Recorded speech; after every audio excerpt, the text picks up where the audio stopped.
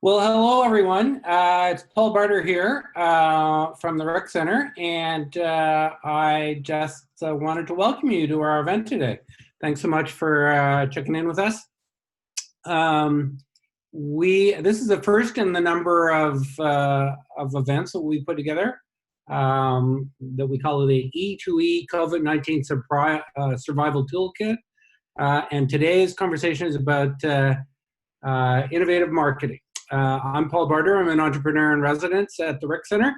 And this speaker series is intended to share targeted tips from both tech experts and other entrepreneurs, innovation enthusiasts, to help us all be more productive in these challenging times. So the speakers are domain experts, successful entrepreneurs, innovation enthusiasts, investors, etc. So most of these events, and certainly today, we will start with presenters. So today we have two presenters. We've got Jose Martin, who's a marketing expert from HubSpot. And then we have Daniel from one of our best clients, Daniel from ClinicSense. And Daniel was actually my first client when I joined the RIC Centre 4 years ago, and he's always been an innovative marketer, and he's going to tell you a little bit about what he's doing right now to market in these tough times. And so we're going to start the presentation with Jose from HubSpot, then Daniel will go, and then we'll take another 15 minutes of Q&A after the fact and point you to some other resources that are going to be available to help you out.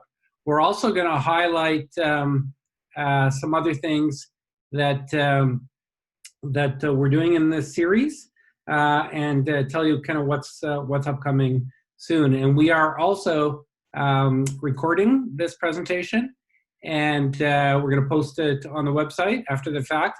And we will also email this presentation out with our monthly newsletter later on in the month. So with that, that's enough of the host speaking. I'm going to turn it over to Jose Martin from HubSpot. Thank you, Paul.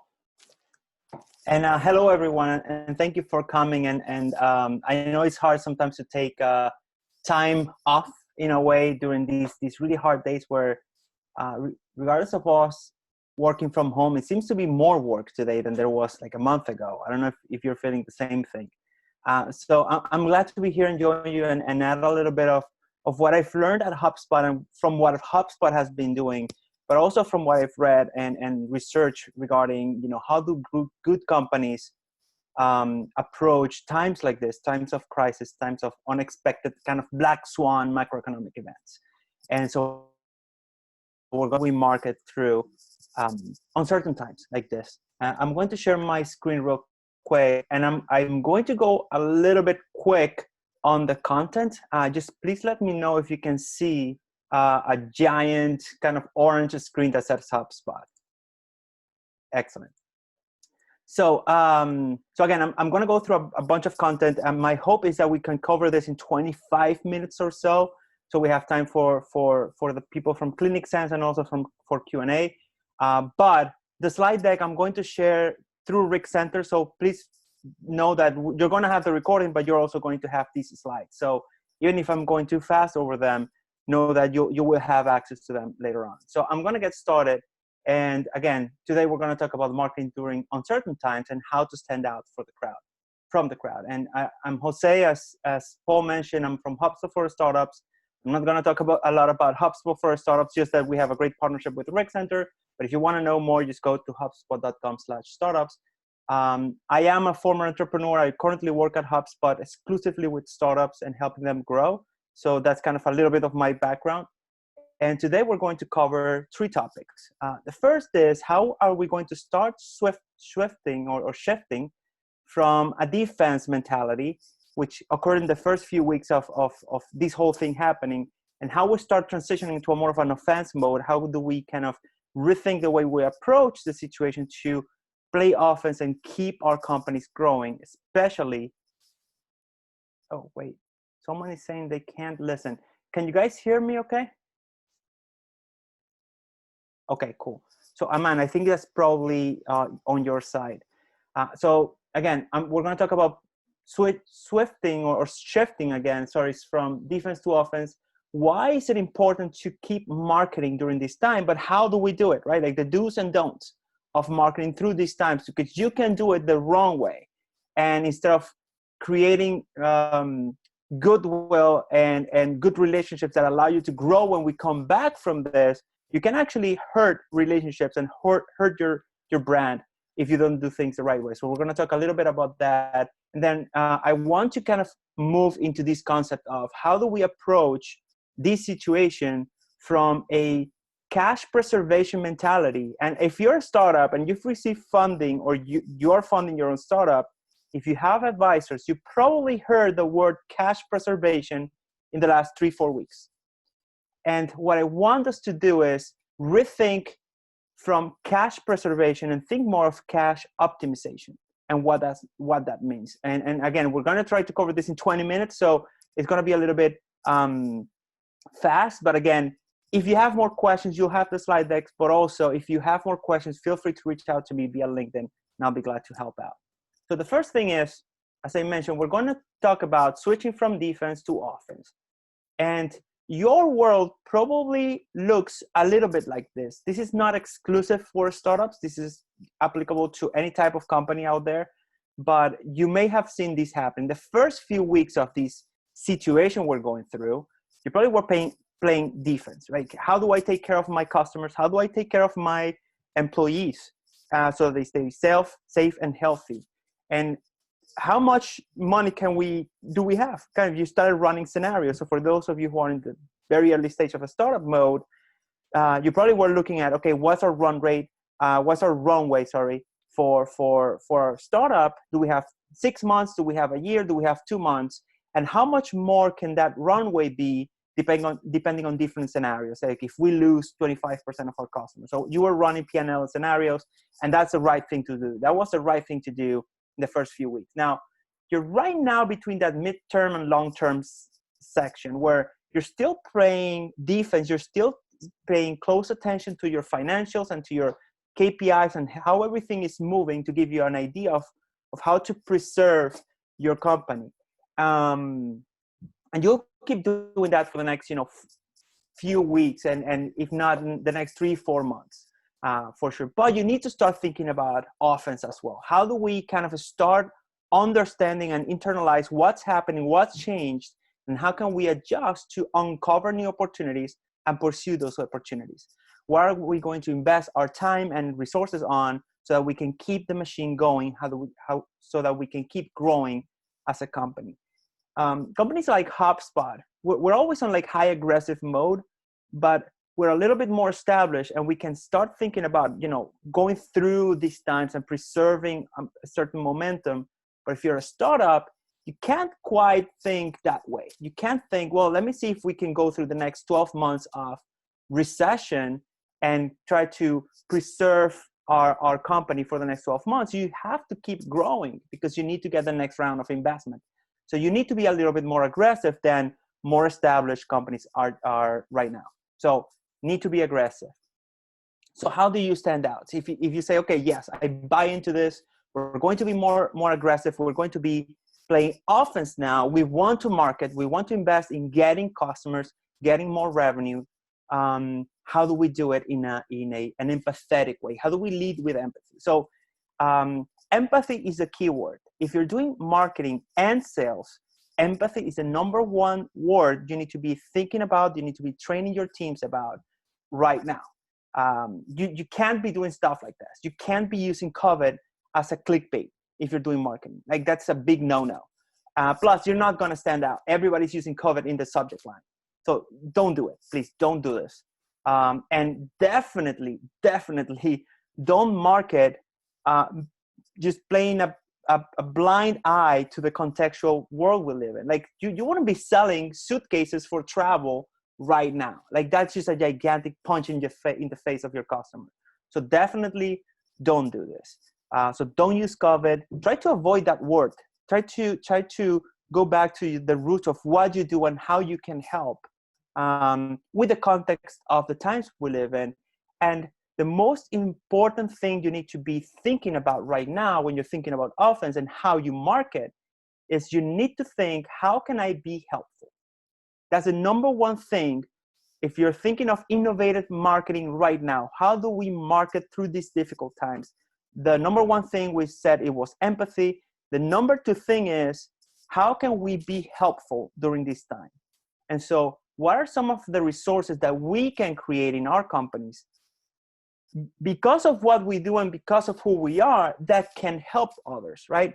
It can't be completely unrelated to what you do, right?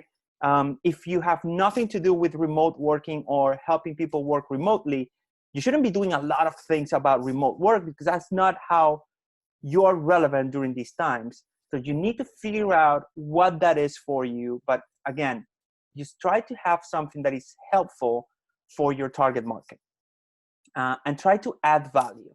We've always spoken about great marketing is that adds a ton of value, and then just after you add value, you kind of take value back. So this is a time where you should be thinking almost exclusively, almost only about adding value.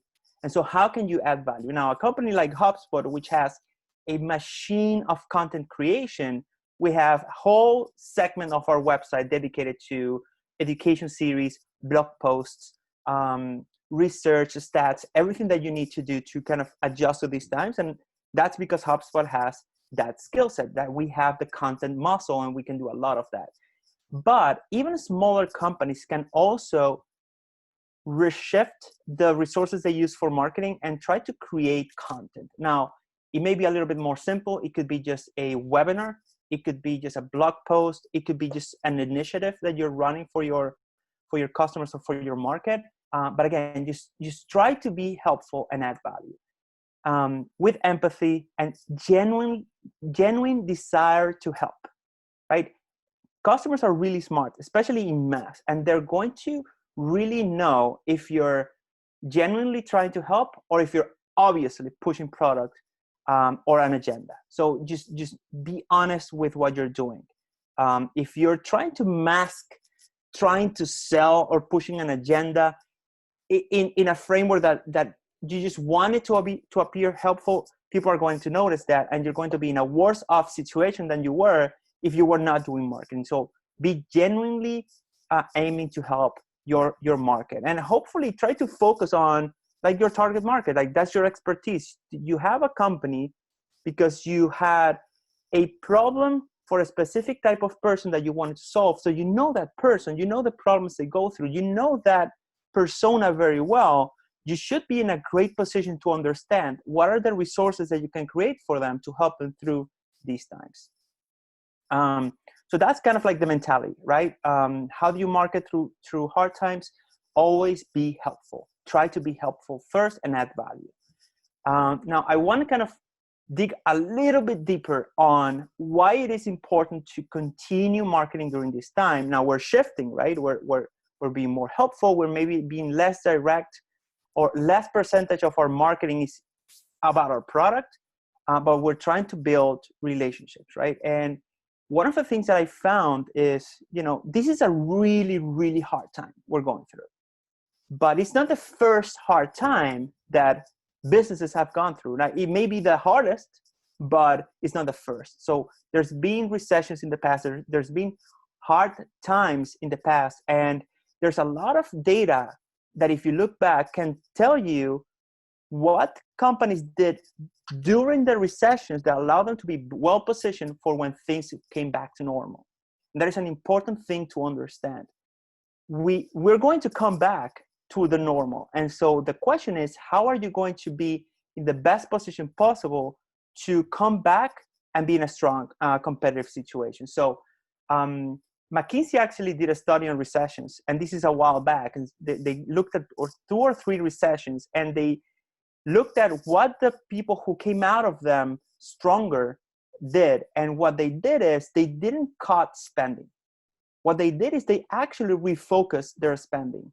Instead of kind of closing the faucet, what they tried to do was, if I have $1,000, I'm not going to try to spend $500. What I'm trying to do is, how can I use the $1,000 the most effective way possible. So just refocus rather than cut spending is what smart leaders do during crises. So the other reason you want to market and continue investing and connecting with your market is crises are moments where you are going to develop great relationships and advocates and customer advocates and fans for your brand and your product, even if it's B2B.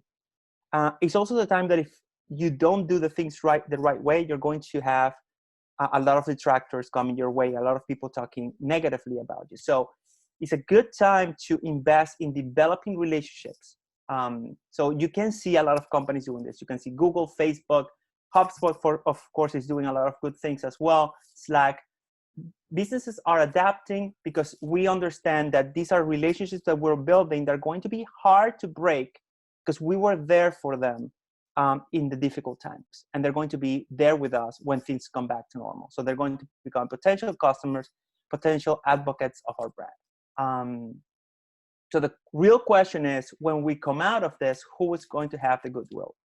And the companies who invest in genuinely helping their markets are going to have the most goodwill, and goodwill transforms into revenue and growth when we come back. So again, helpful, innovative, not 100% related to your product. You're just building goodwill. And there's also kind of the reframing on what's your value to the market because of the times we're in. And I saw this great article by BDR, by Michael Litt, the founder of BDR, who's a Canadian company, right? It's a proud story of Canada's startups ecosystem, BDR, and they do video, right? And it usually is used for sales BDRs and inside sales teams to connect with prospects via video. And he's now talking about asynchronous communication through video. And what that means is now he's thinking at how can VDR be helpful, because you're trying to communicate with teams who are working remote, who are working from home in different time zones. They're not in the same office. And when you're not in the same office, it's not easy to just stand up, go to someone's desk and ask them something. You don't know if the person is in their desk or if they're taking care of their kids or if they're having lunch. You can't see them. So there's more need for communication that doesn't happen live at the same time. So now he's thinking, well, VDR is actually a great tool for doing that asynchronous communication. And he's writing a lot about the value prop of VDR right now is asynchronous video. It's not sales prospecting. So again, same tool, but how can you change the value prop because of the context we're in? And now I'll show you another example. This is something I've been thinking about regarding HubSpot. So HubSpot, if you go to HubSpot website, and HubSpot is larger, right? And it has a large data customer base of 80,000 customers. So it's harder to make rapid changes as BDR would do, which is a little bit more startup-y, a little bit more agile. And you guys are as well. You're in a better position to change things a little bit more quickly. If I look at HubSpot and I look at the sales products page, all I see here is efficiency. How can I make the most out of my time as a sales rep? Now, I would argue that in these times, being efficient with time is not the main value that our customers or prospects will see during a time where it's hard to connect with people. I'm not trying to connect with 100 people instead of 10. I'm not trying to be more productive or efficient. What I'm trying to do is I'm trying to be more effective. So how can I look at my sales tools at HubSpot and see which of these tools allow me to be more effective communicating with prospects? So instead of being able to connect with 100 instead of 10, can I be more effective connecting with those 10? So basically, can I augment the likelihood of me creating a new sales opportunity with a shorter or reduced market or reduced number of people who are working with me or responding to me or who could buy from me? So if I think of sequences, now instead of saying, well, if I use sequences, I can reach out to more prospects than I would, be more efficient, but I can say, well, with sequences now, you can actually program a series of more than 8 or 10 attempts to connect, where you can more deeply work your leads and make sure that you're giving yourself the best chance of creating an up. So you're being more effective. So again, this sell more, work less add time to your day. This would not be my wording right now if I were doing the copy at HubSpot. Again, hard to change in larger companies, but for your startups, think of this. Think of how can you change your value prop, right? It's not video for sales inside sales teams to prospect better. It's actually video to asynchronously communicate in internal teams. So again, value prop changes. So that's just from the marketing point of view of like messaging. Now, the other thing that I spoke about in the beginning in the agenda is this concept of cash preservation. I think it's very dangerous to think of cash preservation when you're a startup. You can't slow down growth. You can't slow down your investment in trying to connect and scale.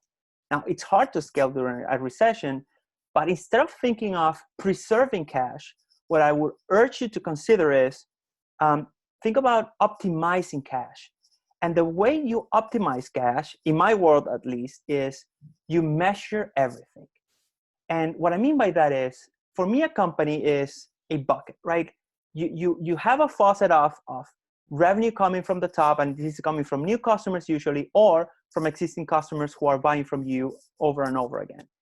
And that bucket, which is your company, has holes in it. And the holes is where money is living, like where it's waste in your cash. And so most people, when they think of cash preservation, they're thinking, let's just close the faucet on top. And the problem with that is, if you close the faucet on top, you're still not covering the holes that are leaking cash that will leave you in a worse situation as you try to come back from this recession. So my point is, instead of thinking of the faucet, which is the easy answer, it's easy, right? It's so easy to say, hey, you know what? I've been spending $500 on social media ads every month. Let's cut that. That's $500 more that I can have to pay salaries this month. And that is an easy answer and a very obvious answer. But what I would rather do is, instead of thinking cut $500 in ad spend, is how can I understand what I can spend my ads in a way that generates the most possible new cash from my company in the point of view of sales. So what are the holes that I can cover? And to cover holes, I need to understand where the holes are. And to understand where the holes are, I need to measure everything.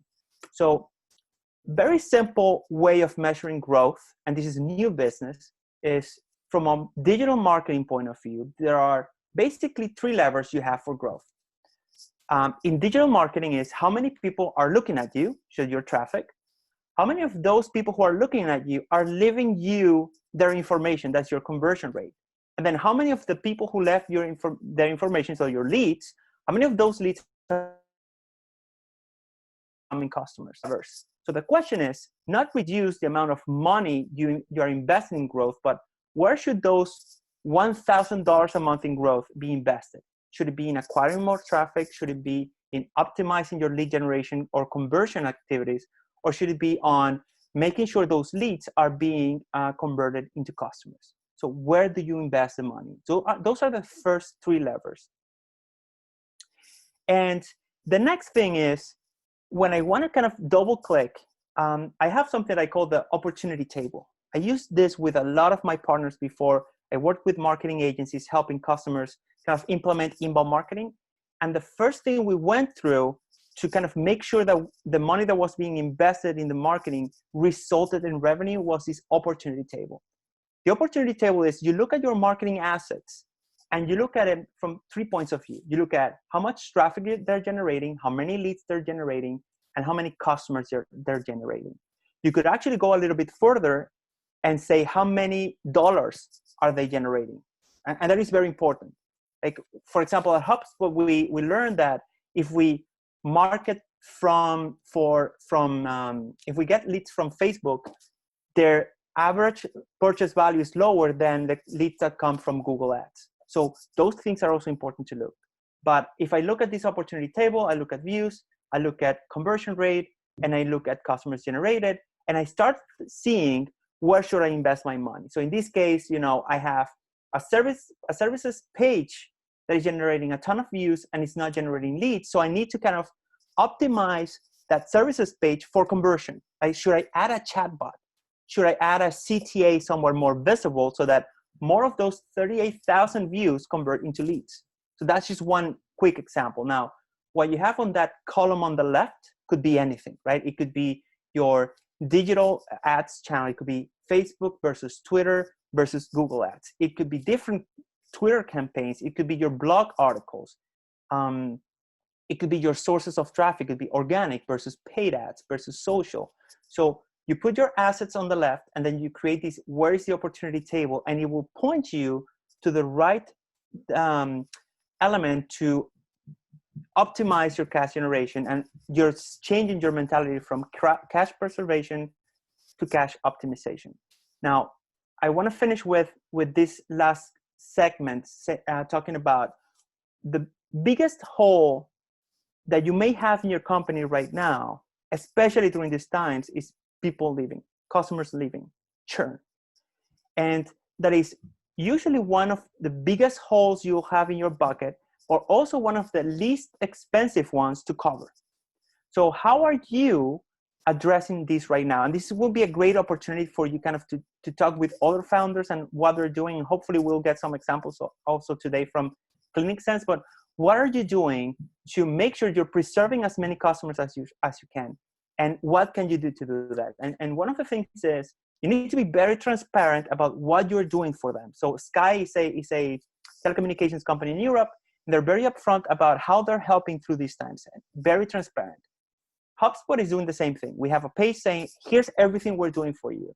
And these are a few examples, right? We have tools that were paid, we're now making them free. You had limits on your tools that say you could only do 500 minutes of calls a month. Now you don't have a limit. You can change price. You can hold a price increase. You can embed discounts. So there are different things you can do to make sure you help retain your customers. For those of you who have a recurring revenue model, are you communicating with your renewal teams? And are you creating rules for your renewals team to be more flexible during renewal time? Right? If you were supposed to renew at $100, can you give your renewal teams more autonomy on creating exceptions and giving more discounts than usual to make sure they're retaining as much revenue as possible and helping their customers out? So think about what can you do to help your customers stay with you, right, during this difficult time. And I wanted to finish with this because customer retention is going to be huge for many of you. And this is a huge hole in your bucket that is the least expensive to cover in general. So with that said, I think I'm on time. Key takeaways from today, and the slides are going to be available, and I'm going to be available on LinkedIn if you have more questions, but basically start switching to your mentality, if you haven't done so already, into a play offense. Now, when you play offense, you have to be empathetic. And the main thing that needs to be in your head if you're trying to do marketing is, how can I be helping my market right now? I can't be selling too much, right? It needs to be helpful. I need to be building goodwill so that people will buy from me when we come back to normal. And number one thing of all that I said today, apart from empathy, is change to a measure everything mentality so you can start thinking about cash optimization and not cash preservation. It scares me a lot because I hear a lot of startups talking about cash preservation. And what that means is they're shutting off their growth engines. And they're startups. And a startup that doesn't have a growth engine that is working is not going to get that next round of funding. And that's going to be hard, right? Like, you're going to just delay the inevitable. I rather you invest as much as possible in keeping that machinery growing as much as you can. And finally, make sure that if you have customers that are paying, you're doing everything you can to keep them. Keep them in a human way, right? Like, if they need your service, but they can't pay for it, or they can't pay as much for it, be flexible. Try to still help them through this time and try to retain them, even if it's at a cost of margin or profitability. When we come back to normal, they're going to be your most profitable customers, I assure you. And there are just some resources here in the slides. And thank you. And I think I did this on 30 minutes, which is right on the mark. Thank you again. And if you have any questions, I don't know if we're doing this at the end, Paul, or if we're doing some right now. First of all, that was fabulous, Jose. Bang on the mark. We're going to do the questions at the end with both of you speaking. And it's interesting listening to your presentation. It's almost like ClinicSense had a meeting with you 45 days ago and did almost all of the things that you suggested that they do today. So at this point, I'm going to turn the podium, the digital podium, over to Daniel at ClinicSense. Daniel, are you there? And can you share your screen? I am here. Thanks a lot, Paul. Thanks a lot, Jose. That was great, particularly the cache optimization part. I know the gut feeling for us was on preservation. Took us a second to get over that, but that was an excellent point to make. So let me just start by sharing some slides here.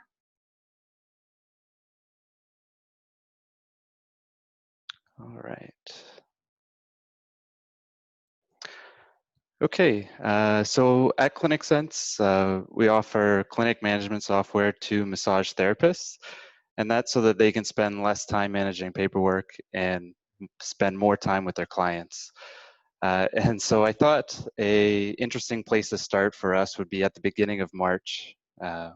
We were headed towards a major customer milestone, and I think the exact words to my business partner were, if we don't hit the number by the end of the month, this was an awful month. And so fast forward to today, and pretty much all of our customers are required to be closed. And so because of that, they are looking to cut costs, and potential new customers are not really buying, or at least not buying in the same numbers that they were before. And so we asked ourselves, okay, what are we going to do here? And the two major questions were, how are we going to reduce churn? And how are we going to come out of this stronger? And so with churn, the first question we asked ourselves is, how can we offer more value to our customers right now? So something kind of interesting happened where we have a core set of features, appointment scheduling, treatment notes, intake forms, and we have complementary features to go along with that, some email marketing tools. And so the interesting thing that happened is that our core features suddenly were not that valuable to them, and our complementary features were. So luckily we did have an email campaign feature in there, so we were able to offer some value to them, even though they weren't seeing clients. But we felt like it probably wasn't enough to keep their accounts active. So we drilled down on what we think their biggest problem was, and that is they didn't really have the means to make any money. So in terms of the product, we did a quick little pivot. We released a new feature for gift certificate sales. So massage therapists can put gift certificates onto their website, and they would be able to sell to their clients that way. Now we felt that probably wasn't enough, so really the big change in the feature was introducing a promotion tool. So giving the massage therapist an opportunity to say, okay, if you buy right now, you'll get 10% off, 20% off of your gift certificates. And that's really creating a win-win situation. Their regulars are pretty happy to take them up on that deal because they know that they're going to use a gift certificate in the future. Win for the massage therapist, they get a bit of cash flow to help keep their business afloat right now. So when we released that feature, we also released a 7-day guide on how to sell more gift certificates. So we thought the feature itself wasn't enough. We wanted to tell them exactly the things that they should be doing. And we got really detailed. We wrote the emails that they should be sending their customers. We wrote text and call scripts. We made images for them to post on social media. So we tried to make it as easy as possible. Pretty much go through each day and it's almost just a copy and paste job.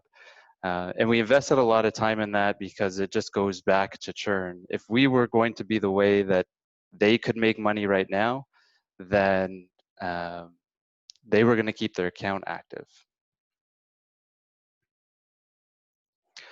So then we moved on and we asked ourselves, what can we do to help the massage community as a whole? So this comes down to how are we going to come out of this stronger than when we started? And the thought was, if we can position ourselves as a leader right now and people see us stepping up, hopefully we're gaining their trust, and maybe they're not buying right now, but down the road when they are looking to buy, we're the type of company that they want to do business with. So we shifted our messaging from selling to serving and supporting the community. And so the first thing we did to do that is really read the room, so to say. And what we found is that a lot of massage therapists are feeling stressed, feeling overwhelmed, excuse me. And the other thing we found is that many of them are frozen by fear. So they know that they need to take action, but they don't know exactly what they need to be doing. And so to position ourselves as leaders, we thought, okay, we're going to put together the content to guide them through this. And that's when we released our business survival guide for massage therapists. And so the guide, similar to the gift certificate plan, it takes them through all the things that they should be doing right now, so they don't have to question themselves. So for massage therapists, this is emailing their clients every week, sending them self-care tips, reaching out to their regulars, just asking them how they're doing. We talk a little bit about virtual sessions as well. And so, again, we're just trying to make it as easy as possible for them. And what we're doing is we are actually using this as a lead magnet.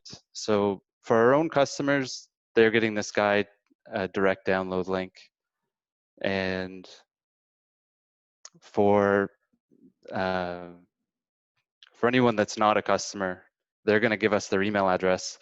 And so typically what we would do is we would drop them into a drip sequence that would be sales focused. But this time around, we're dropping them into a sequence that is support focused. And because we are asking for their email address, there is really an opportunity. Well, we don't want to be seen as opportunists. And so even just asking for an email address can seem like a lot. And so the way that we're softening this ask is that we're telling them, give us your email address right now. We're going to send you the survival guide, but we're also working on a recovery guide. It's a checklist of all the things that you need to do when your business is back open. And as soon as that's ready, we're going to send that to you. So eventually we will get these people into a sales related drip sequence, and that's going to be when the recovery guide or the recovery checklist goes out, because at that time things are going to be hopefully in a different state. So we're kind of holding back that checklist until we know that the tides have turned.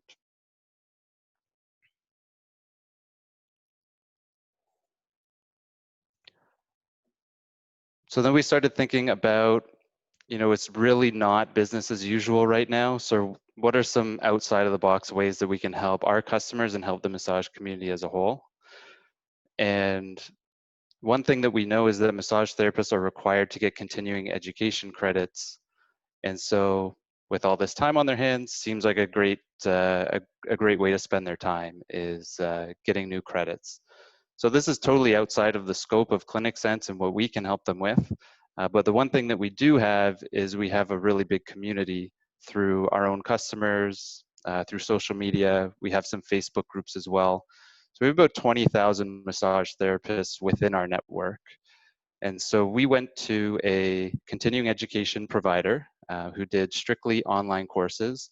And our goal was simply to negotiate a deal that we could push out to our community. And luckily we were able to find someone, and we negotiated 60% off of the regular prices, and we sent that out to the community so that they can do online courses right now. So in the short term, there's not really much that we'll gain out of that. It's just a straight up give to our customers and the community as a whole. But in the long term, we're hoping that it will build goodwill.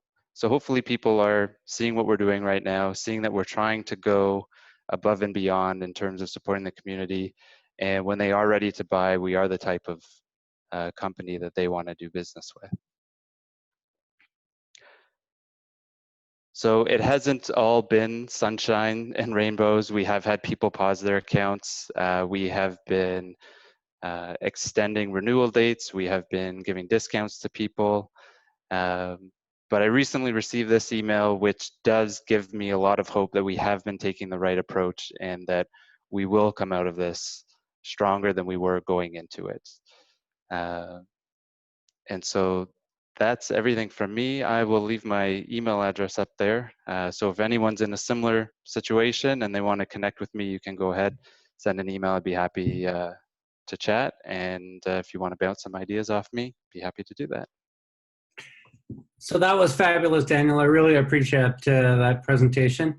We're going to do Q&A now. So I'm going to ask anybody that's got a question to post it on the chat, and I'll kind of moderate so we don't get everybody talking over each other. Jose, maybe you might want to do a quick comment on what you heard from Daniel, because I think it's new to you today. And while you're doing that, I'll check into the chat and see what some of the questions are. Absolutely. I would say, like, hearing Daniel just gave me goosebumps, right? Because these things are easy to talk about, right? Especially from HubSpot point of view. We have such a machine. It's almost like a New York Times in here, or I guess in there. But seeing Daniel and the team at ClinicSense, which, you know, are a little earlier on that kind of startup growth and invest in genuinely helping their market, is seeing the right things. What we say are the right things, but seeing it done at a startup level, knowing how hard it is to make the decision to do it because it costs money to do it. It just gave me, I'm just inspired by seeing Daniel's story and what they're doing. And I hope more people do it. That email that he showed at the end, I think is spot on. Like, that's what you're going to see. Sometimes you'll see it explicitly.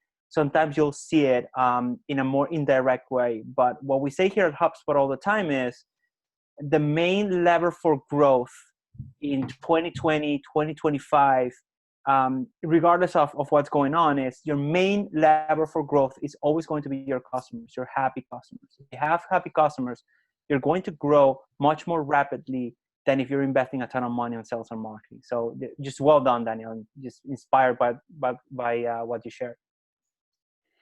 Thank you. And I see Pam has added a question here that I'll address. So question is, how do we determine what to do?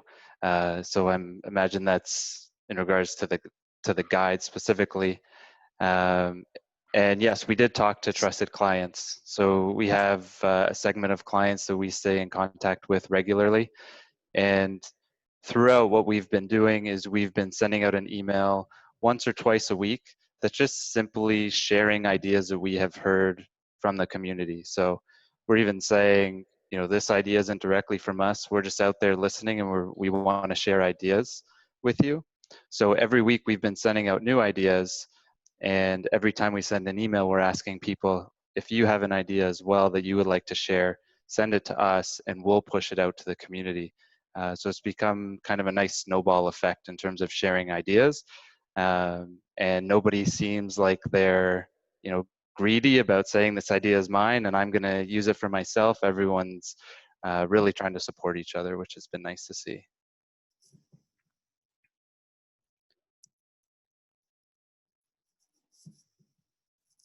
Paul again.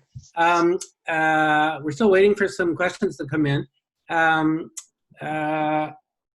Maybe a little bit, Daniel, Jose, you mentioned something that was interesting to me. HubSpot's a huge business now, but didn't you say something about finding yourself in the same position back around the global economic downturn?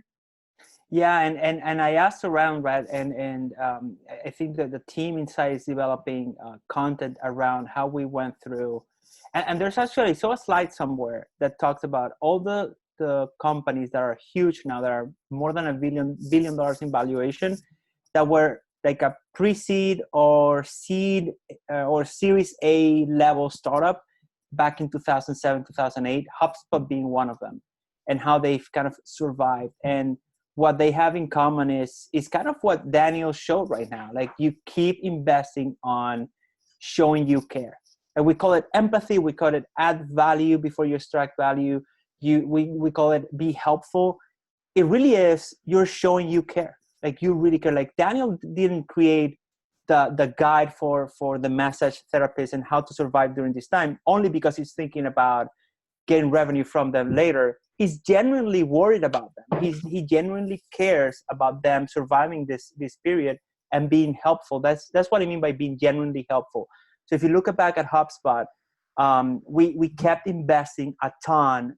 The thing where we didn't reduce our budget on was on creation of helpful content. So just consistent what we've been saying so far is invest in helping your market. If you know your persona very well, which you should, then you know where exactly that help is coming from. Like Daniel didn't create a guide to survive for professional photographers. That's not his market. So he knows his market very well. So I think that's crucial. Know your persona very well, have focus, and then be genuinely helpful. That's what I learned from what HubSpot did back in 2008. We were just 1 year old.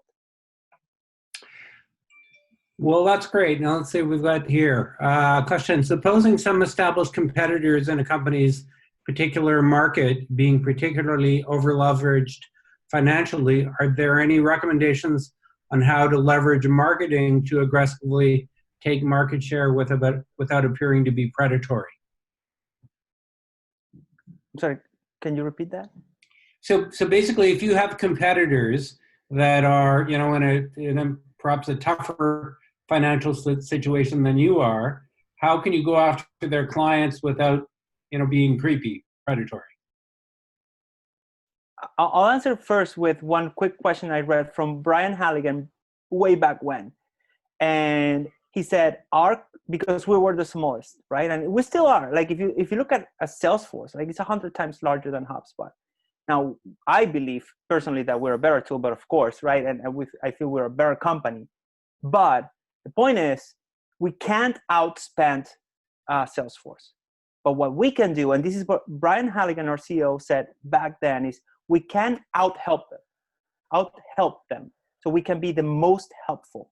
And so if you're thinking of where do you invest money in, like generating a competitive advantage, is what you see Daniel doing right now. He's out-helping his competition. There's no one, he's trying to be the most helpful company in his industry right now. And that's where you should invest your time, in generating that competitive advantage. Great answer. Okay, a question from Pam. So if you have, you in your slides, you actually talked about a certain level of sophistication already. Companies that have like an opportunity table together, etc. Some of our earlier stage companies won't even be there yet. How would you suggest that they get started building that kind of tool? Got it. So you need to start generating data, and as soon as you can, right? Like my wife has a small business. She's a solopreneur, but she has an opportunity table. Now, in my world, like you do that with software, like when you're tracking everything. And I know Daniel has software as well. And so you need to generate data. So how do you generate an opportunity table?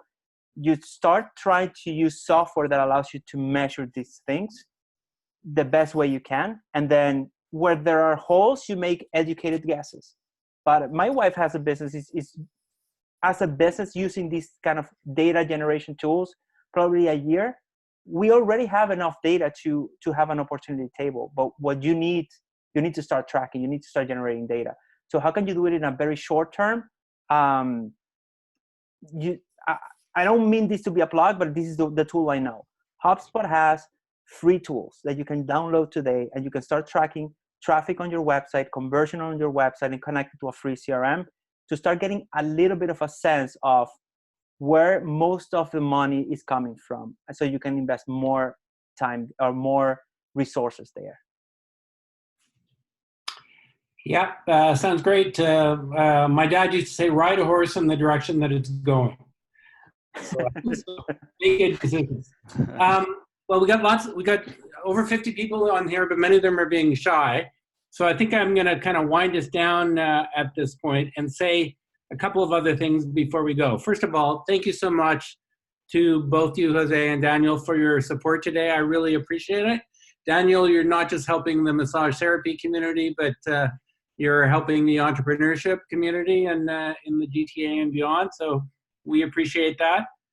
And I think of innovative ideas that you and I talked about almost exactly 4 years ago this time, when you were a much, much, much smaller business. So, Paul, yes? Paul, can you hear me? Yes. It's Dave. There's several questions in the chat. Have you seen those? Okay, just saw a couple drop here in just a minute. Okay, I've got further to your opportunity table question. Any words of wisdom as to what is reasonable metrics to aim for?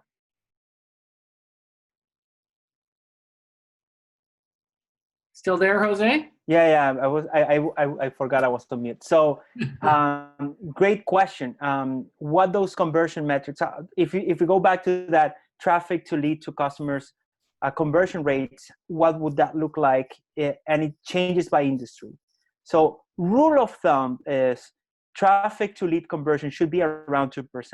So if you're severely under 2%, there's an opportunity to increase conversion. So that means generating more resources like that ebook that Daniel showed. Can you do that and change that? I'll give you the ebook. Can you give me at least your email?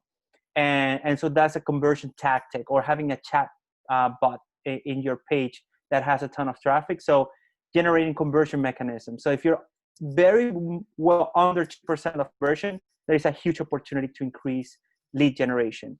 And then from lead to customer, that changes a ton by industry, right? Like deep engineering companies will shoot for 20%. High volume of transactions companies like software companies will shoot for about 5 to 8%. So it depends. You can Google like lead to customer conversion rates, and it'll give you information, but those are the numbers that I will look at. Conversion from traffic to lead, and then from lead to customers. On the sales side, it also varies. I personally at HubSpot use a 3x coverage. So if I had a quota of 1,000, I had to have a pipeline of 3,000. That is harder to use right now with the context we're going through. So traffic, leads, and customers, those ratios are the ones that I would focus on right now. Great answer. Okay, we're coming up to the end of our time. A couple of other comments before we go. First of all, we have seen revitalization in the programs that are being offered.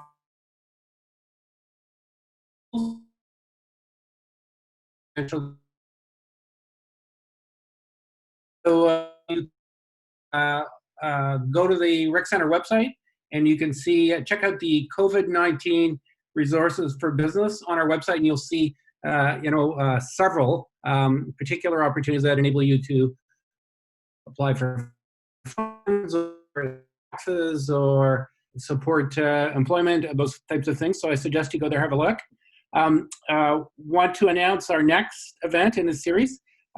It will be May 5th, and it will be on Agile Innovation with Bijay Misra, the Director of Automation and Operations at Enbridge.